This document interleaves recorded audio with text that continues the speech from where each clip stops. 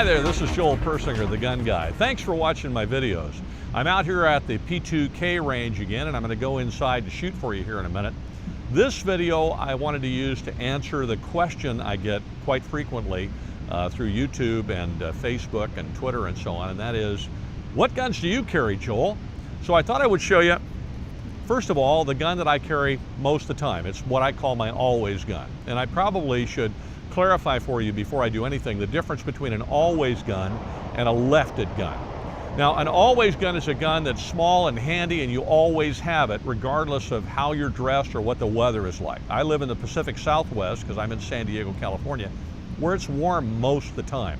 I mean, it's winter time right now and it's about 65 degrees or 63 degrees or something. So it just really doesn't get that cold here.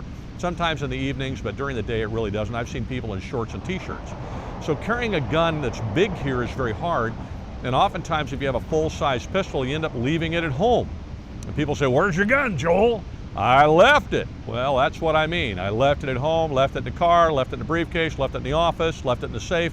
That's a lefted gun. Great gun to defend myself, but the fact is, I mean, I can defend myself with it and it's a superb weapon for that, but I left it. So what I really need with me is an always gun, a gun I'm always going to have, and that's where the entrance of the small little semi-autos, the 380s and small 9mm and so on, and the snubby 38 and snubby 32 and the little revolvers come in. I happen to carry a little revolver. So to see which one I carry, it's this one here, which is unloaded. I unloaded it for you ahead of time. And this is a Taurus Model 85. Now I've had people say, Taurus, get yourself a decent, get yourself a good Smith & Wesson. Well, I have Smith & Wessons, and the truth is, good and Smith & Wesson generally are two words that go together. You're absolutely right. But crummy and Taurus are not necessarily words that go together. I haven't owned a lot of Taurus handguns, but I have owned this one for quite some time. This is an all-steel Taurus Model 85. Now, they make them in steel, titanium, they make an ultralight, they make a lot of different versions of this pistol. If it's not the most popular pistol they sell, I'd be surprised. I think it probably is. This particular one is all steel and it has a hammer. They make a hammer, a hidden hammer one, they make the exposed hammer one and so on. This one I happen to have bought used here at the P2K Range some years back, and I carry it with me all the time. I also shoot it all the time because it's the gun I carry the most.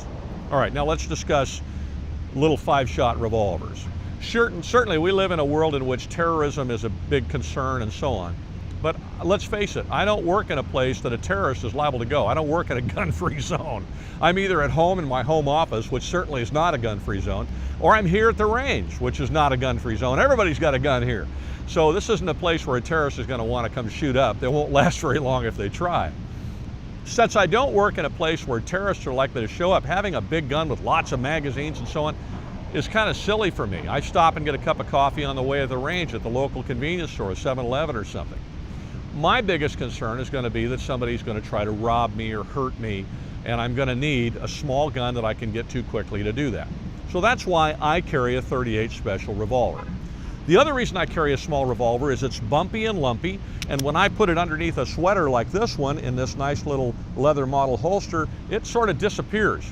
Where if I put my Springfield XD Subcompact 40, which I carry a lot under here, guess what? It doesn't disappear, it prints like crazy. And I'd rather that nobody know I have a gun until they're looking down the barrel of it. That little act of drawing that gun and pointing it at somebody and having them have the surprise of, oh my gosh, I'm looking at the barrel of a gun, has many benefits. I've had to do that a few times in my life. It's never served me poorly. so that you know, I've always gotten the attention of the person who was trying to hurt me at that time. So that's one of the reasons I like to carry a gun concealed. So for me, the little snubby works very well. Now, there's a couple things with it I'll show you. One of which is with the grips that come on these Model 85s, they're really solid grips. They really absorb recoil. I really like the grips a lot, but they don't work that well with speed loaders. So I brought a speed loader with some dummy rounds in it for you just to show you what I mean. These are just dummy rounds, but when you go to put the speed loader in, it pushes up against the grip. So now that the rounds don't want to come out. So I can get it in there, but then I shake it and the rounds don't want to come out because it's up against the grip. So if you're going to use speed loaders with these, you either want to change the grip, which if you can get yourself laser grips or something like that wouldn't be a bad idea anyway, or you're going to want to trim this grip a little bit so that your speed loader will fit, makes it a little easier for you to load the gun. Instead of speed loaders, as a result, I don't carry them a lot. I carry these little Bianchi speed strips. They got 6 rounds on them. The gun only holds 5, gives me an extra round, and that's what I carry around. Carry a couple of those. So with me, I carry this little snubby revolver with a couple of speed strips for some extra ammunition in case I need it. And that's what I have with me pretty much all the time, unless I have a larger gun. Now, if I'm going someplace where I know I might be in greater danger, I'm going to a public event or I'm going someplace like that, yeah, I'm going to carry a bigger gun with an extra mag or 2 and that kind of stuff, because I know that's the position, that's a place where something serious could happen. Otherwise, if I don't have a bigger gun for some reason, I always have this one. So if you have a concealed carry permit, or you live in a state where you can carry because of constitutional carry, I wish they were all that way, make sure that you have not only a big gun to carry, but that you have yourself an always gun. This one happens to be mine. And I really like the Taurus Model 85. Now for you J-frame people, I really like the Smith & Wesson J-frame too, so don't send me hate mail. Anyway, let's go out on the range. I'm going to shoot it a bit for you on the indoor range, and then we'll take one last look at it at the end of the video. Snubby revolvers require some balancing. I mean, not literally, but the steel ones like these are easier to shoot and more comfortable to shoot with high-powered plus P ammunition, where the ultralights are very painful to shoot.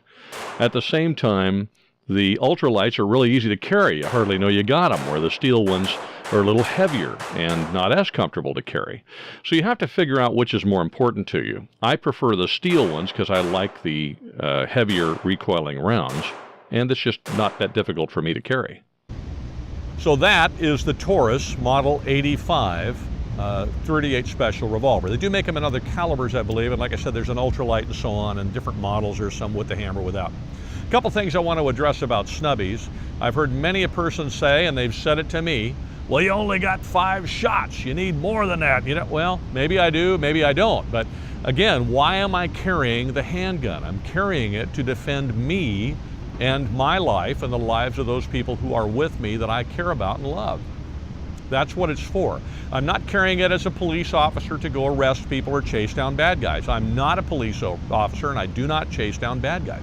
I'm not carrying it to defeat all the terrorists and crazy people in the world. I'm not carrying it to defend the whole neighborhood or to defend everybody in a public place. I'm carrying it to defend me and the people I love who are with me, my wife, my children, my friends, and so on.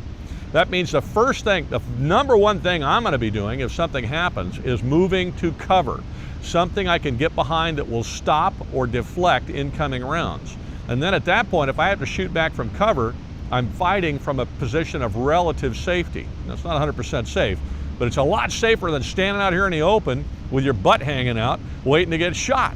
So I'm going to be moving to cover first and foremost, and I'm going to take whoever I love with me and get them behind something big and ugly, or small and ugly, something that's big and solid and going to stop rounds or deflect rounds. Then if I have to shoot back, fine.